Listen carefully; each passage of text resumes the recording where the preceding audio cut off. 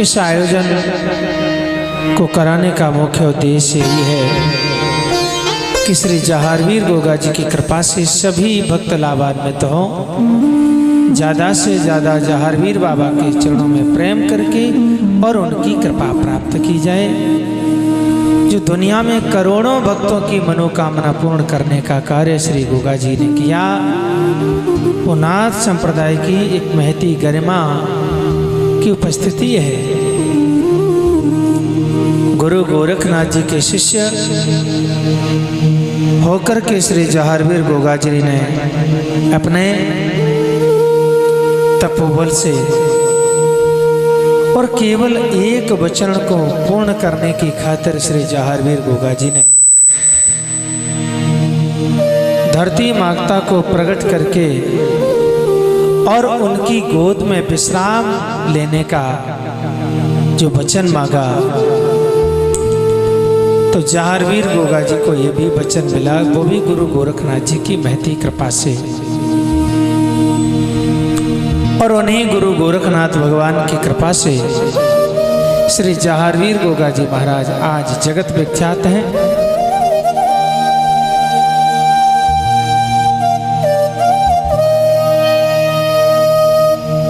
तो उन गोगा जी के चरणों में आज हम विराजमान हैं। तो एक बार बड़े भाव से मन वाणी को पवित्र करें, क्योंकि अवसर बार बार नहीं मिल पाता। जब हरी इच्छा होती है तब ऐसा अवसर मिलता है। और संत कहते हैं अवसर है अनमोल काम कुछ ऐसा कर जा, अवसर है अनमोल काम कुछ ऐसा कर जा, पाकर गुरु से ज्ञान यार मरने से पहले मर जा, अपने घट में बैठ निरंतर नहीं किसी के घर जा, गोरक्षनाथ नाम स्मरण कर भव सागर से तर जा। दुनिया में हर चीज प्राप्त हो सके तुम्हें, लेकिन शांति तो केवल प्रभु के चरणों में ही मिलेगी। बाबा तेरे चरणों की पग धूल जो मिल जाए, बाबा तेरे चरणों की पग धूल जो मिल जाए, बाबा तेरे चरणों की गर धूल जो मिल जाए, बाबा तेरे चरणों की पग धूल जो मिल जाए, बाबा तेरे चरणों की गर धूल जो मिल जाए, सच कहता हूँ बाबा, सच कहता हूँ बाबा, तकदीर बदल जाए, बाबा तेरे चरणों की पग धूल जो मिल जाए।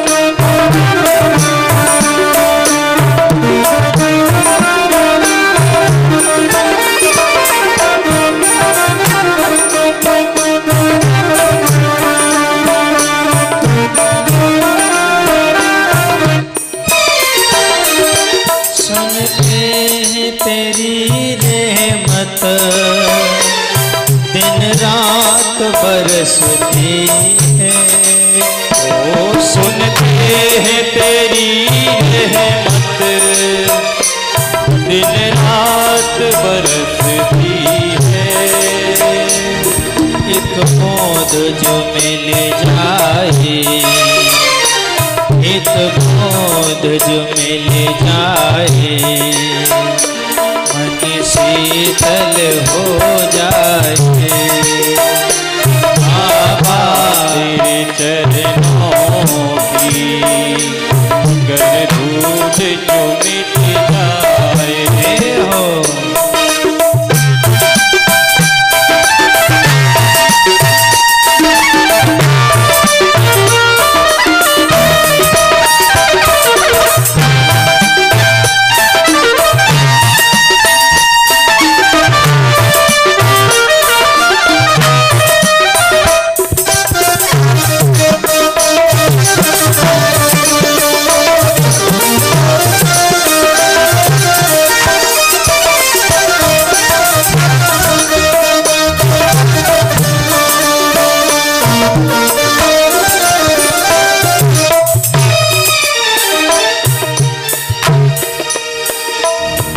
नजरों से गिराना ना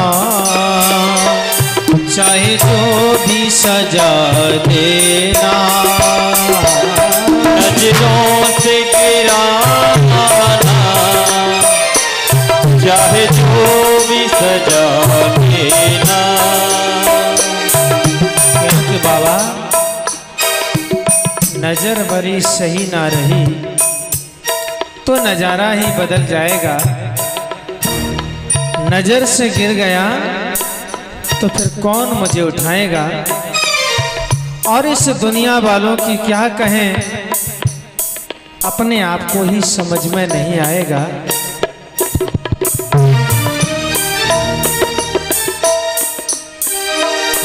नजरों से गिराना ना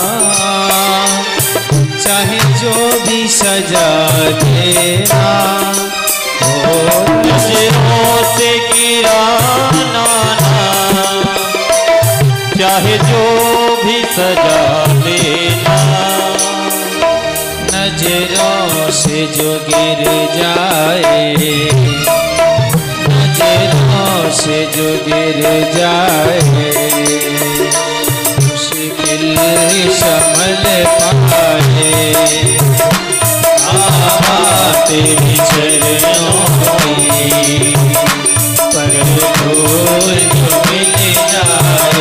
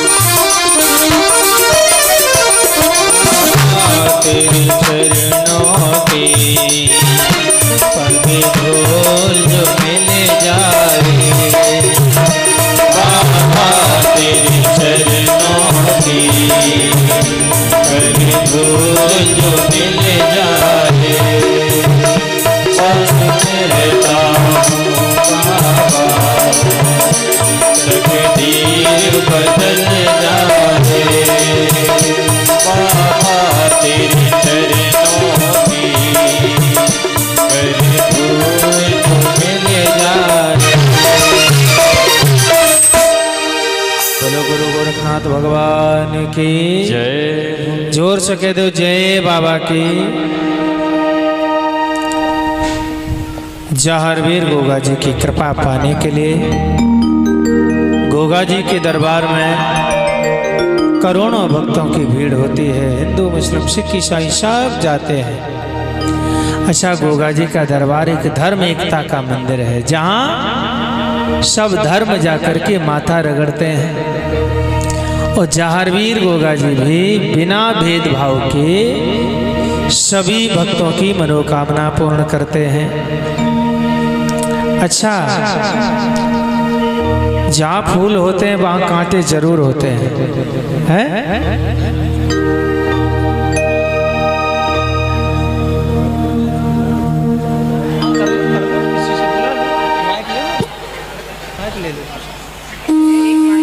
भैया गुरु गोरखनाथ जी की कृपा हुई आपने सुना गोगा जी का अवतार हुआ, अवतार होने पर भी परिवार में आनंद न हुआ, क्योंकि जहारवीर गोगा जी की बुआ हैं, उनका पैर एक जगह रुकता नहीं। जहारवीर गोगा जी की मौसी हैं, वो बाछल से प्रेम नहीं करती। जहारवीर गोगा जी के जो बाबा हैं, वो अपनी बेटी की बात मान करके भ्रमित रहते हैं। तो यानी जिन गोगा जी ने दुनिया में नाम किया और उन्हीं गोगा जी की परिवारीजन, जहारवीर गोगा जी का अवतार हो गया, तब भी काछल को खुशी नहीं हुई। और जब विवाह हुआ तब तो बिल्कुल ही नाराज हो गए। क्यों? अर्जन और सर्जन दोनों बड़े हैं और जहारवीर गोगा जी का विवाह भी हो गया और अर्जन सर्जन दोनों कुंवारे हैं। गोगा जी का विवाह हुआ, कल आपने कथा श्रवण करी, बड़ा आनंद हुआ और गुरु की कृपा से ही बाघरा ये विवाह भी बड़ी प्रसन्नता से संपन्न बना। लेकिन देखो भैया, काछल हमेशा जलती है, कर्म नहीं करती जिससे हमारा भी नाम हो जाए, है? कर्म नहीं करती है काछल, और बाछल रानी से हमेशा डाह करती है।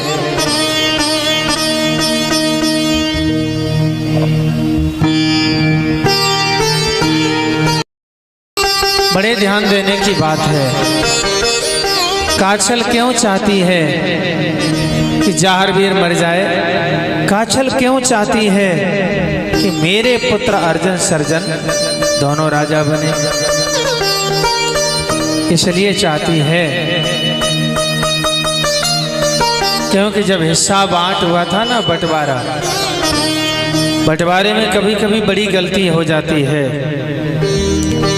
महाराज उमर सिंह ने जब राज्य बांटा था ना, उमर सिंह ने जब राज्य बांटा था तो बड़े बेटा जेवर सिंह को ददरेवा नगरी का राज्य दिया था, जिसमें बड़े बड़े 84 नगर लगते हैं, और काछल को सामर नगरी का राज्य दिया था, जिसमें केवल 21 गांव लगे हैं। अच्छा, जब बंटवारा हुआ तब कोई समस्या नहीं हुई, क्योंकि संतान ही नहीं थी। अर्जन और सर्जन काछल के जन्मे, फिर भी कोई समस्या नहीं हुई। काछल तो यही सोचती थी, अरे मेरी बड़ी बहन के तो कोई संतान है नहीं, जितना राज्य है मेरे बेटों के लिए ही तो है। समस्या तो तब हुई, समस्या तो तब हुई जब जहारवीर गोगा जी ने जन्म लिया।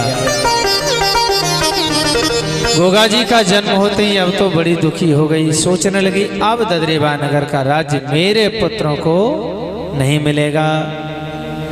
इसलिए काछल हमेशा जहारवीर यानी बाछल से भी डाह करती थी, प्रेम नहीं करती थी। अच्छा, यहाँ तो राज्य के बारे में थोड़ी गड़बड़ी की गई है। कभी कभी हिस्सेदारी के बारे में तो मैंने देखा है कि जरा सी हिस्सेदारी नहीं, और झगड़ा रोज होता है। बंटवारे में कोई ज़्यादा कमी नहीं है, 10-20 रुपए की लड़ाई रोज होगी, क्योंकि जो झगड़ा करने वाले होते हैं, झगड़ालू लोग होते हैं, उन्हें केवल मौका चाहिए।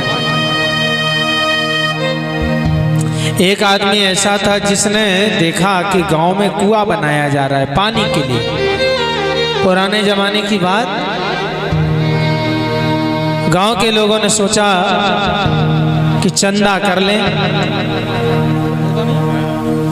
चंदा कर लें और कुआं ये खुदवा लें, पक्का बनवा लें। अच्छा, कुआं बनवाया गया, पूरे गांव ने चंदा दिया। एक बड़ा होशियार आदमी रहे, कुछ नहीं दिया, उसने देखता रहा कि बन रहा है। लोग चंदा मांगने गए तब नहीं दिया। और जो उसने देखा कि कुआं बन गया, पूरा बन गया, फिर आधी ईंट का टुकड़ा लेके आया। आधी ईंट, बोले हमारी भी लगाओ। राज लोग लगे थे, मिस्त्री लोग कुएं को बनाने वाले, उन्होंने कहा कुआं तो बन गया, बोले कुछ भी करो, अच्छा मैं भी समाज में रहता हूँ, गांव में रहता हूँ, हिस्सा तो हमारा भी लगना चाहिए। जबरदस्ती उसने आधी ईंट का टुकड़ा लगवाने के लिए पूरी ईंट निकलवाई, तब अपनी आधी ईंट सेट करा दी। पानी जब निकलना प्रारंभ हुआ तो 4 स्थान बनाए गए पानी निकालने के लिए, लेज लगाई गई, रस्सी। अब 3 रस्सियों पे तो पूरा गांव पानी भरे, और जिसने केवल आधी ईंट का टुकड़ा लगाया वो पूरे 1 रस्सी पे कब्जा करे। हिस्सा नहीं हमारा, हिस्सा है। अच्छा, लोगों ने जब विरोध किया कि भाई तुमने हिस्सा कुछ नहीं दिया, केवल थोड़ी सी ईंट दी है और बस उसी में हिस्सा, पूरे कुएं को, वो पूरे कुएं से पानी भरते हो, सबको परेशान करते हो। अब तो यहाँ तक झगड़ा बढ़ गया कि पंचायत हुई। भरी पंचायत में उसने कहा कि इन सबसे पूछो कि हमारी आधी ईंट कुएं में लगी है कि नहीं। और लोगों ने कहा कि वास्तव में अगर आधी ईंट लगी है तो हिस्सा पूरा होना ही चाहिए। अब लोग ये कहाँ समझे कि आधी ईंट का टुकड़ा लगा है, वो तो समझ रहे हैं कि आधी ईंट लगी। अब बताओ, अपनी तरफ से ही समझ लेता है कि ईमानदारी क्या है। वो तो ये कहें कि आधी ईंट लगी हमारी। लोगों ने समझाया, बड़ी मुश्किल से झगड़ा समाप्त हुआ।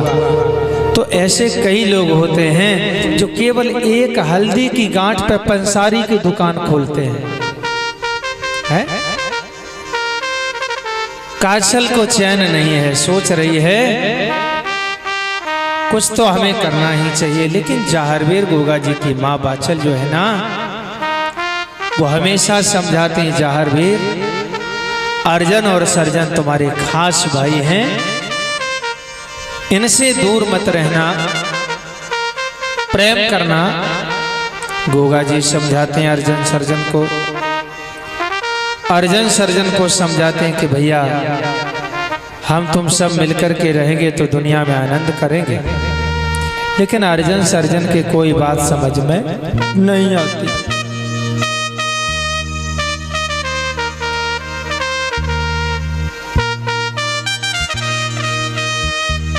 एक दिन बाछल माता ने जहारवीर को बुलाया, कहा बेटा जहार, मैंने तुम्हारे जन्म पर एक भंडारा बोला था गोरखनाथ जी का, और वो भंडारा हम अब तक नहीं कर पाई।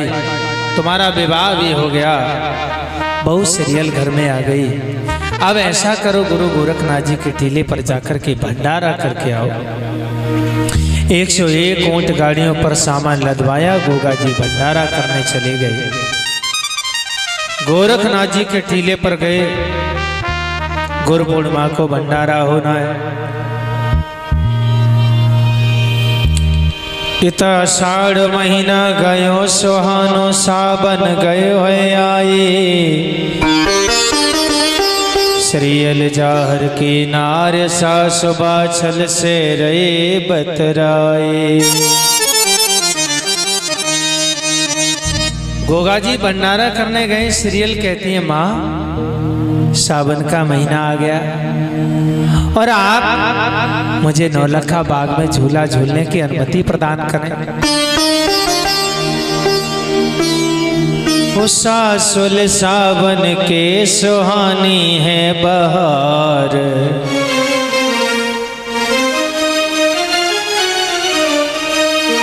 वो सासुल सावन की सुहानी है बहार। झूला दो झूला बगिया में, सासुल सावन के सुहानी है बहार। झूला दो झूला बगिया, सासुल सावन की सुहानी है बहार। झूला दो झूला बगिया, की सुहानी है बहार, झूला दो झूला बगिया।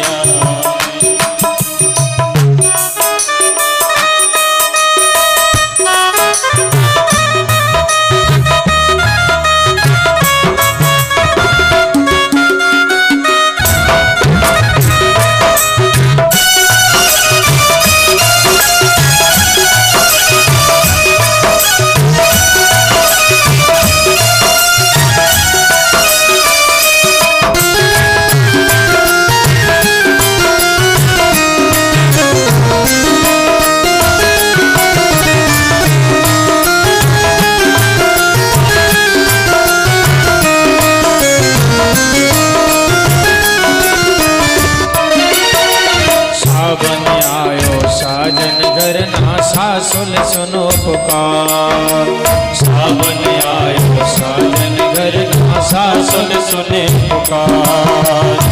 बगिया में देखूंगी जाके कैसी आई बहार, बगिया में देखूं मैं जाके कैसी आई बहार। तुम्हारे पायन में, तुम्हारे पायन में, तुम्हारे पायन में पड़ो में बारंबार, झूला दो झूला बगिया में। सासुर सावन की सुहानी है बहार, झूला दो झूला बगिया में।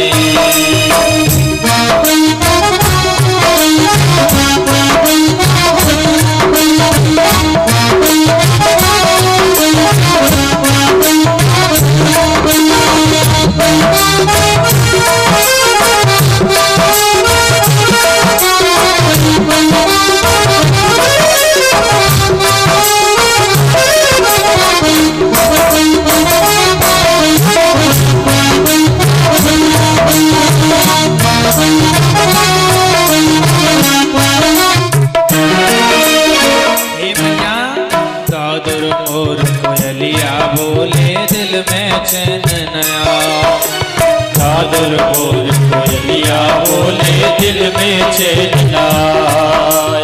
पिया पिया पिया बोलते हैं घर में रहो न जाए, पिया पिया पिया बोलते हैं घर में रहो न जाए। करने भंडारा, करने भंडारा, करने भंडारा गए भर दो झूला बगिया। सासुल सावन की सुहानी है बहार, झूला दो झूला बगिया में।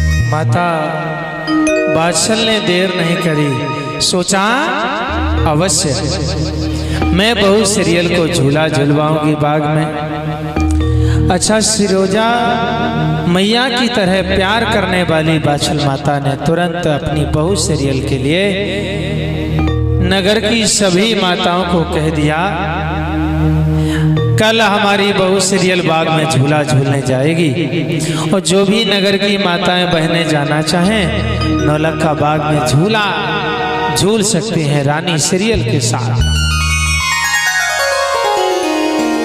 पूरे ददरेवा नगरी में प्रचार हो गया कि कल जहारवीर गोगा जी की रानी सीरियल बाग में झूला झूलने जाएंगी। अच्छा, ये बात जो है बादशाह की छोटी बहन काछल ने सुनी, और जो काछल ने सुना कि रानी सीरियल झूला झूलने बाग में जाएगी तो बतो बड़ी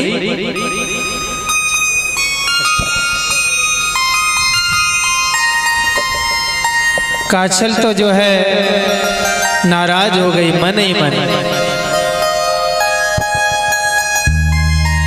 ये जहारवीर गोगा जी के दरबार में अमित कुमार शास्त्री जहारवीर गोगा जी की ज्योति जागरण करते हैं। बाबा की बहुत सुंदर कथा सुनाते हैं, जिन्होंने मुझे बहुत सुंदर हार पहना करके गोरक्ष गद्दी पर सम्मान किया। विकास कुमार जी ने भगवान गुरु गोरखनाथ महती कृपा बनाए रखे इस बच्चे पर। काछल तो बड़ी नाराज हो गई। काछल ने सोचा कि यदि कल रानी सीरियल झूला झूलने बाग में जाएगी, ददरेवा नगर की सब नारियां जाएंगी तो पूरे बाग का सत्यानाश करेंगी। वो तो काछल जो है अंधेरे कमरे में जाकर के लेट गई। सोचा जहारवीर घर पे नहीं है तो क्यों ना हम कुछ न कुछ अपमान करें। काछल जो है अंधेरे कमरे में जाकर के लेट गई, जिसे कोप भवन कहते हैं। अच्छा, पहले राजाओं के पास बड़े इंतजाम होते थे। दरबार लगाने के लिए महल अलग, भोजन पाने के लिए महल अलग, सैन के लिए अलग, और रूठ जाए तो उसके लिए अलग महल। अगर रूठ जाओ तो उस महल में आराम से लेट जाओ तो बताने की जरूरत नहीं, सब लोग समझ लेंगे कि हाँ आज ये नाराज है। लेकिन भली भाई अब हमारे पास व्यवस्था कम होती है। आज के समय में अगर रूठने महल बनवा दिए जाए तो हमें लगता है कि खाना खुद ही बना के खाना पड़ेगा। अभी तो पर ही रहेंगे आराम से, है? आज के समय में अगर बन जाए कोप भवन, लेकिन काछल गई और लेट गई।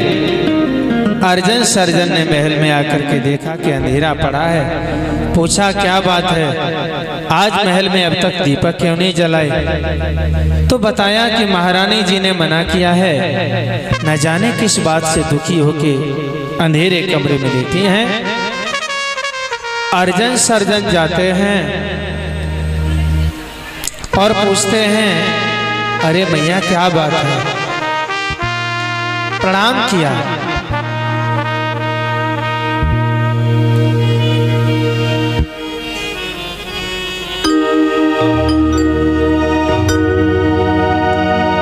गए मैया के पास तनक ना उनने देर लगाए है, माता का छल के चरणों में दीना शीश नवाए है।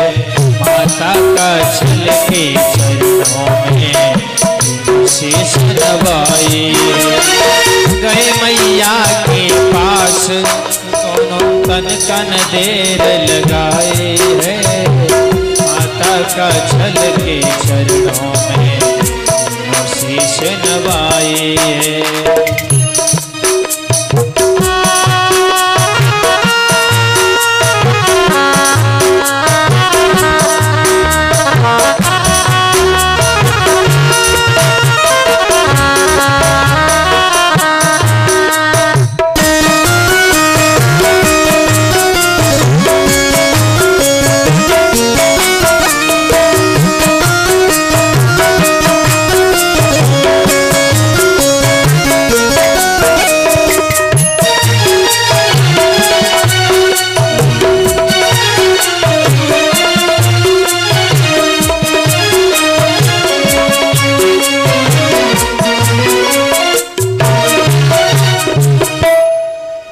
किया मैया बताओ क्या कारण है?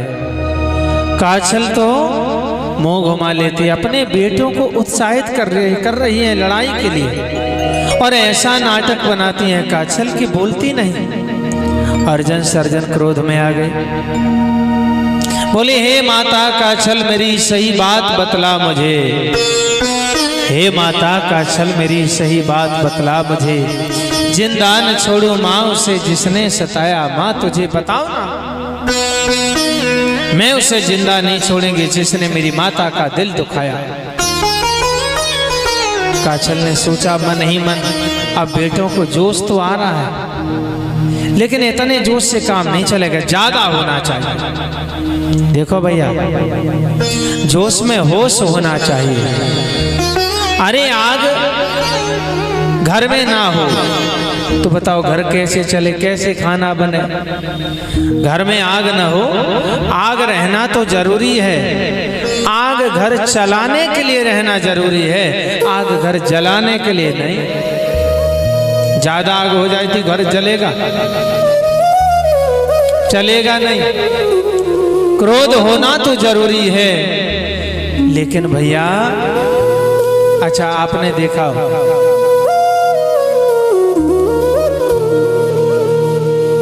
क्रोध होना इसलिए जरूरी है, कभी कभी बिना क्रोध के भी काम नहीं चलता। और इसीलिए हमें लगता है कि आपने देखा हो देवी देवताओं के हाथ में शस्त्र रहते हैं, भोले बाबा के हाथ में त्रिशूल, दुर्गा मैया के हाथ में तलवार, भगवान विष्णु के हाथ में चक्र, हनुमान जी के हाथ में गदा। क्यों? अरे भैया ये तो भगवान है, इनकी तो एक नजर टेढ़ी हो जाए तो दुनिया समाप्त हो जाए है? लेकिन फिर इन्हें किसका डर है जो ये त्रिशूल कोई भाला काहे को लिए हैं? ये भाला त्रिशूल तलवार आदि इसीलिए लिए हैं यदि कोई सही बात न माने, मेरी बात का तिरस्कार करे, अपमान करे। पहले तो हम शास्त्र से समझाते हैं कि भैया सरलता से मान जाओ, ये बात सही नहीं है। और जब मेरी कोई बात नहीं मानता तो शास्त्र ही शस्त्र बन जाता है। शास्त्र में तो डंडा निकालो, जैसे शास्त्र लिखते हैं ना, वो शास्त्र जहां लिखा हो उससे डंडा खत्म कर दो, शस्त्र हो जाएगा। तो ऐसे ही जब भगवान की बात कोई नहीं मानता, सत्यता की बात कोई नहीं मानता, सज्जनता की कोई बात को ठुकराता है, तो सज्जनता फिर दूर ही रखनी चाहिए। अब आ जाओ, लेकिन काछल का जो भाव है, सज्जनता तो है ही नहीं, अपने बेटों को उत्साहित करती है। काछल ने समझ लिया कि अब मेरे बेटों को जोश आ गया, क्योंकि अर्जुन सर्जन ने कहा अगर तुम नहीं बताओगी तो मैं अपना सर दीवार में मार देंगे। काछल बोली सर तो मुझे मारना चाहिए दीवार में, क्यों? अरे जिसके एक बेटा वो बैठी बैठी हुक्म चलावे, और जिसकी दो बेटा वो दासियों जैसा जीवन बितावे। अर्जुन सर्जन ने कहा बताओ तो बात क्या? काछल ने कहा कल रानी सीरियल झूला झूलने जाएगी बाग में, पूरे ददरेवा नगर की नारियां जाएंगी, सारे नौलखा बाग का सत्यानाश हो जाएगा। जहारवीर घर पे नहीं है, यही अवसर है। रानी सीरियल को बिना झूले ही बाग से वापस कर दो, मौका है, अपमान कर दो, लड़ाई बढ़ जाएगी, झगड़ा शुरू हो जाएगा, और झगड़ा शुरू हो जाएगा तो बाग बटने का नंबर आ जाएगा। देखो भैया ऐसी नीति कभी मत अपनाना। छोटी छोटी बातें बड़ी हो जाती हैं, छोटी छोटी बातें बड़ी हो जाती हैं, और कमियां कभी कभी आदत हो जाती हैं। अच्छा काछल चाहती तो आराम से कहती और उस राज्य का बंटवारा करा लेती, लेकिन नहीं, उसने सोचा झगड़ा होना चाहिए। अर्जुन सर्जन वचन भर देते हैं और सुबह 4 बजे उठ करके योजना अनुसार बाग के फाटक पर पहुंच जाते, तलवार हाथ में लेकर के खड़े हो गए। और सीरियल रानी नगर की माताओं के साथ में जब बाग में गईं, दरवाजे पर जेठ दोनों खड़े हैं।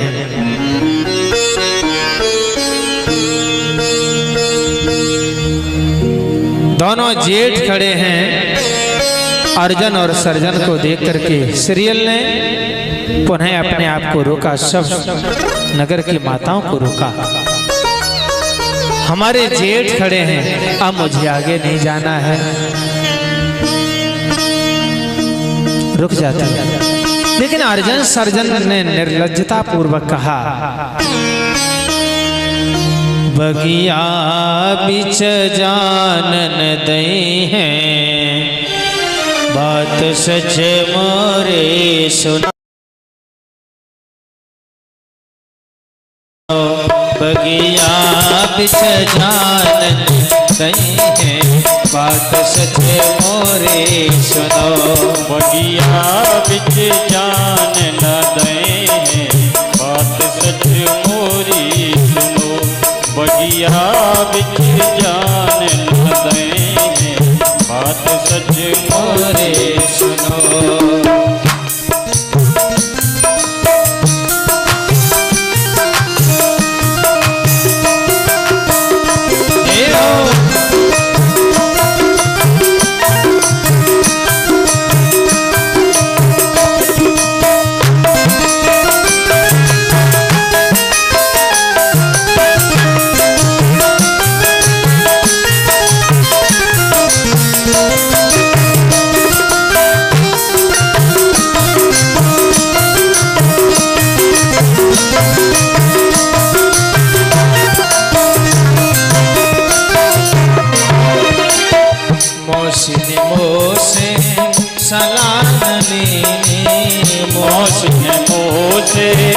सलाह लीनी, नगरी में आ क्या कर दीनी, नगरी में आ क्या कर दीनी।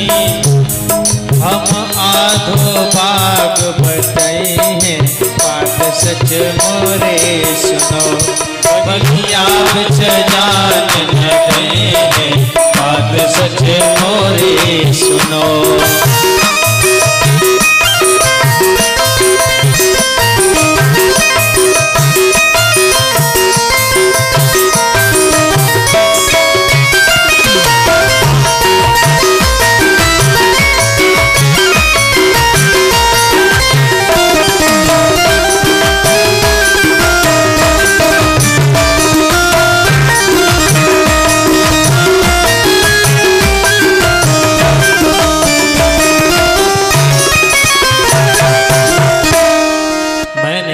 दूंगा, जाओ वापस जाओ।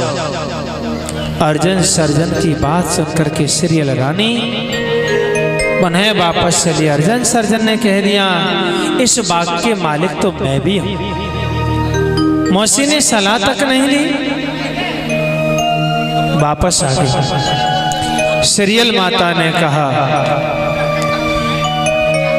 बाछल मैया से, तो बाछल माता ने कहा, बहु सीरियल ये बात किसी से मत कहना, क्योंकि अगर ये बात किसी से कही तो आपस में ही झगड़ा बढ़ जाएगा। जाहरवीर से मत कहना, क्योंकि चुप रहना चाहिए, तभी घर चलता है, नहीं तो घर जल ही जाता है। अब सीरियल रानी तो चुप है, सारा अपमान सहन किया, लेकिन गोगा जी जाते हैं जब गोरखनाथ जी के पास। गोरखनाथ जी ने औगरनाथ जी से कहा, बेटा क्या बात? औगड़ बाबा बोले, गुरुजी गोरख टीले पर आज तो हमें लगता है कि बड़ा भंडारा होने वाला है। क्यों? अरे 101 ऊंट गाड़ियां सामान से लदी खड़ी हैं। अच्छा, 101 ऊंट गाड़ियां सामान से लदी खड़ी हैं, कौन है वो? तब तक घोगा जी ने प्रणाम किया करके।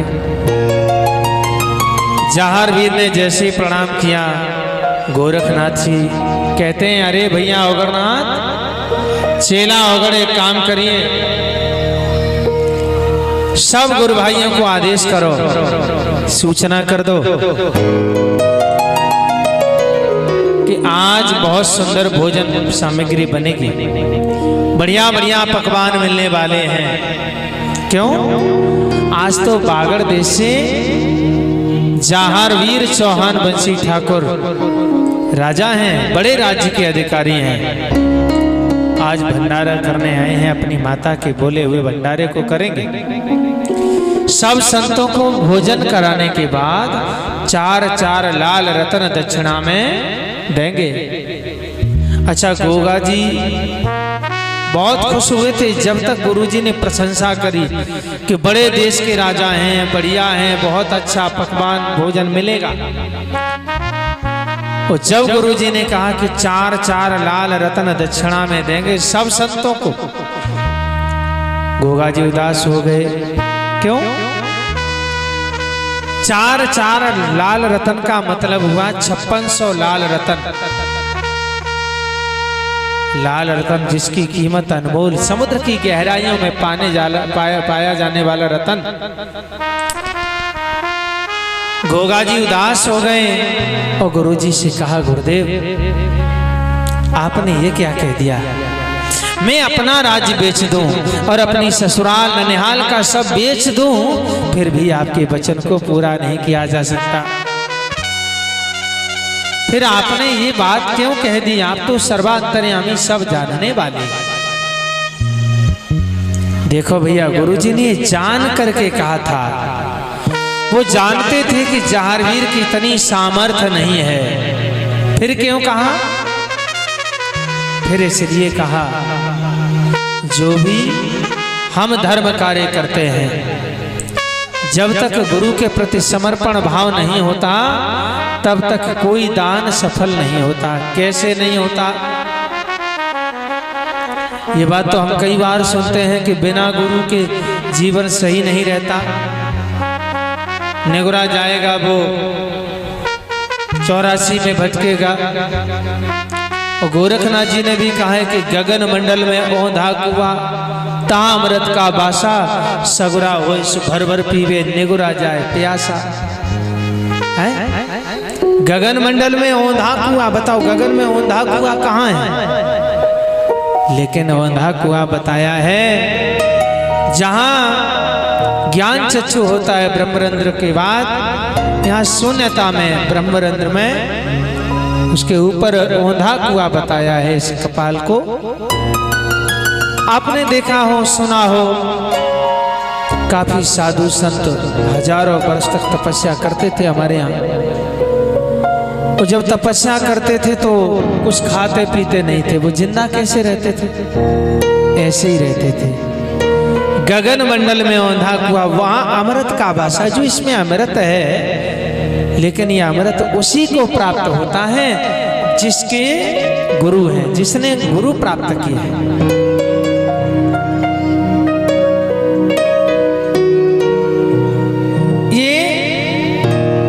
अमृत जो है वही पी सकता है जिस पर गुरु की कृपा है। आज गोगा जी को ऐसा एहसास इसलिए कराया कि तुम कुछ नहीं कर सकते, क्योंकि जहारवीर गोगा जी बड़े देश के राजा हैं। अगर सफल भंडारा करके चले गए तो ना जाने कितने लोगों से कहे, क्योंकि 1 क्विंटल का भंडारा अगर कोई करे तो कोई चुप रह सकता है? 10-20 लोगों से तो कहेगा, अरे साहब क्या बात करते हैं, इतनी भीड़ हुई, मैंने इतना बड़ा भंडारा किया, क्या लगा दिया बीच में मैंने? और जहाँ मैंने या मैं लग जाए ना तो वहां तो बात गड़बड़ है। इसीलिए गोरखनाथ जी ने कहा कि इतने बड़े भंडारे को करेंगे, 4 लाल रतन देंगे, तो गोगा जी असमर्थ हो गए। अब क्या है? ऐसे असमर्थ हो गए, गुरुजी ये तो हम कर ही नहीं सकते। गोरखनाथ जी ने कहा, चिंता न करो, मैं कभी मिथ्या वचन नहीं बोलता।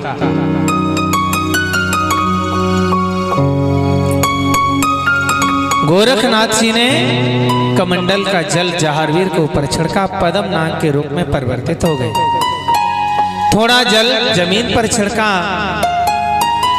बामी हो जाती है और उस बामी से सर्प निकलता है। जहारवीर गोगा जी को इशारा किया, पद्म नाग के रूप में जो थे, कि जाओ इनके साथ।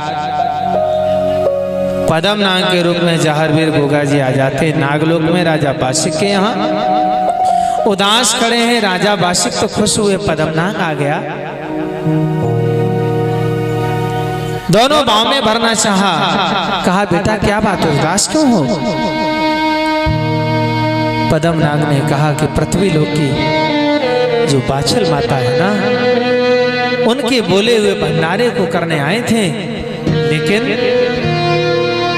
क्या करूं, गुरु गोरखनाथ जी ने ऐसी बात कही, 5600 लाल रतन की व्यवस्था मेरे पास तो नहीं है, 4 लाल रतन देने और 1400 चेला हैं।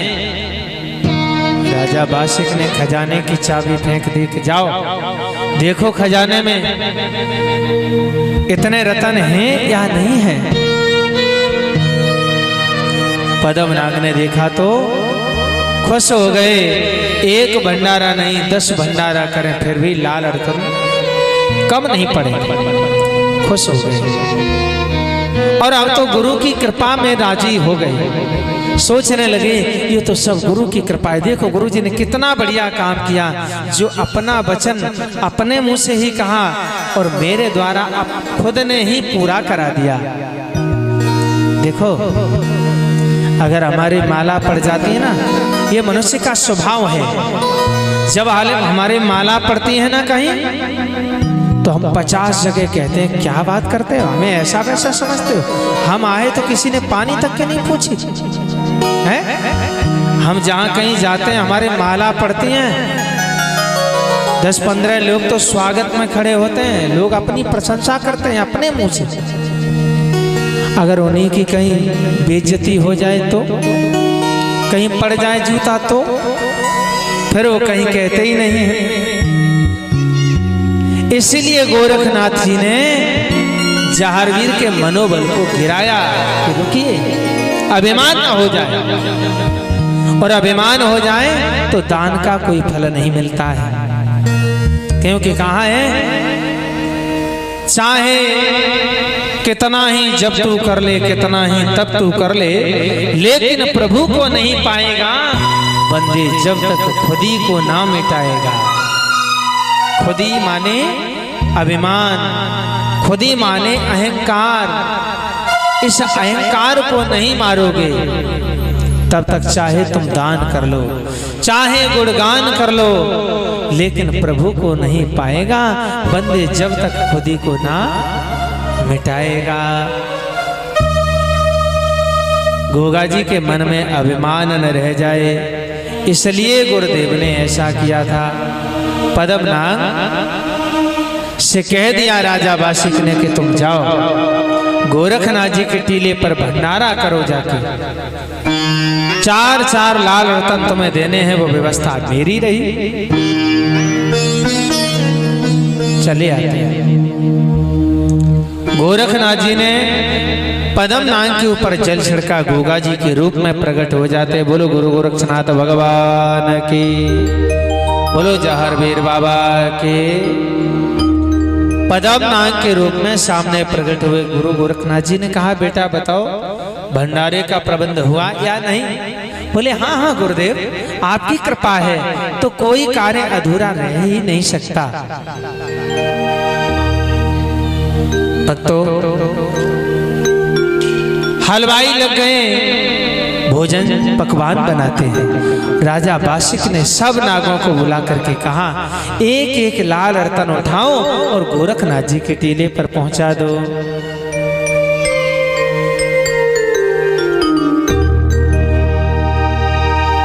रतन ले नाग चले हैं, रतन ले नाग चले हैं, गुरु के पास आने रतन ले नाग चले हैं, रतन ले नाग चले हैं, गुरु के पास आने रतन ले नाग चले हैं, रतन ले नाग चले हैं, गुरु के पास आने।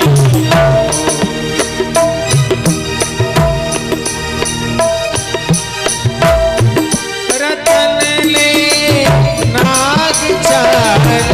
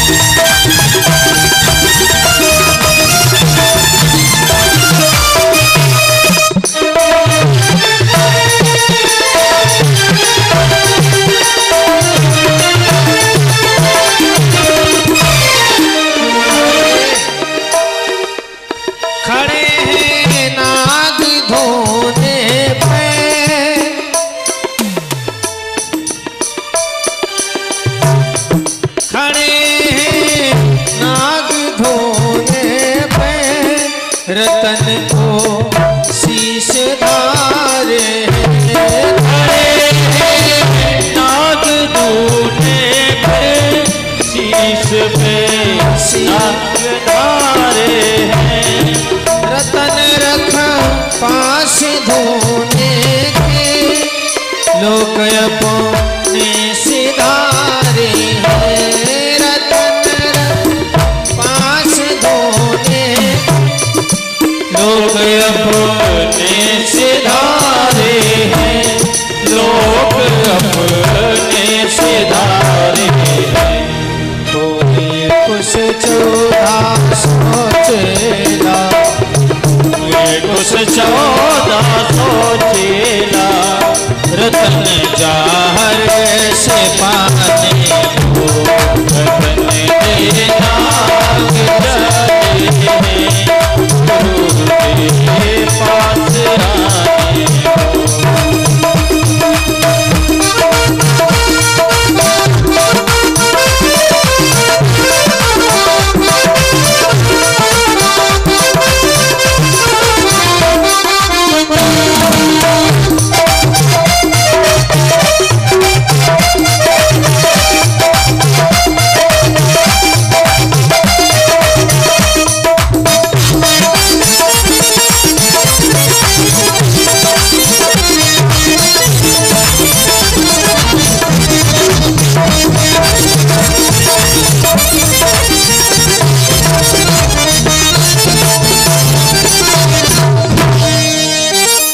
गुरु गोरखनाथ जी के पास 5600 लाल रतन आए।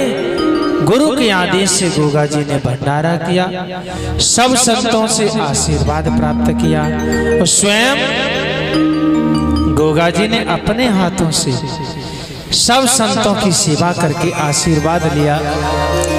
4 लाल रतन दक्षिणा में देकर के अपने आप को कृतार्थ किया, सौभाग्यवान समझा।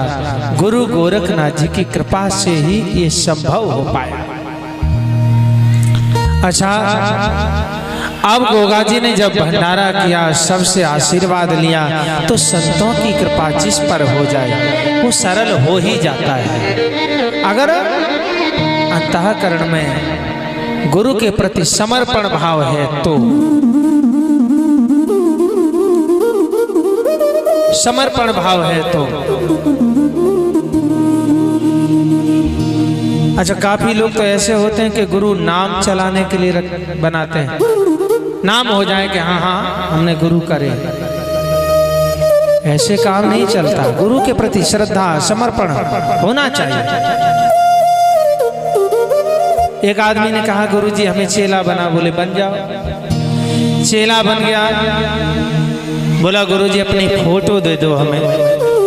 गुरु जी ने कहा फोटो का क्या करोगे, पूजा घर में रखोगे? नहीं नहीं, बोले गुरु जी पूजा घर में तो बहुत भगवान है, सब हैं, फिर मेरी फोटो का क्या करोगे?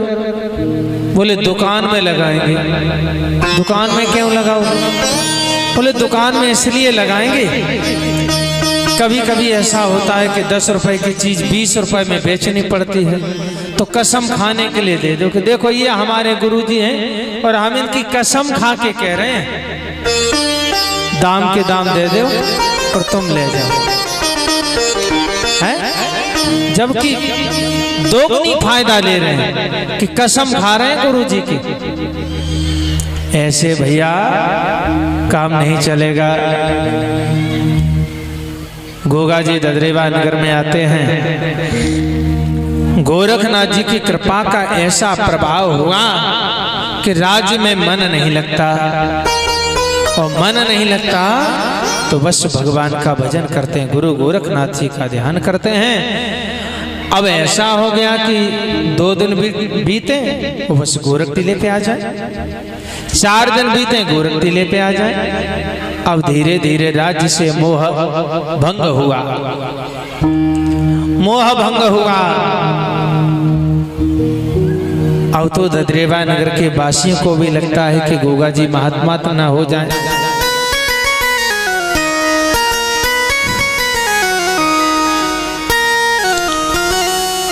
गोरखनाथ जी की कृपा का एहसास एक भजन बोलेंगे सब लोग। मेरे गुरुदेव जैसी जगत में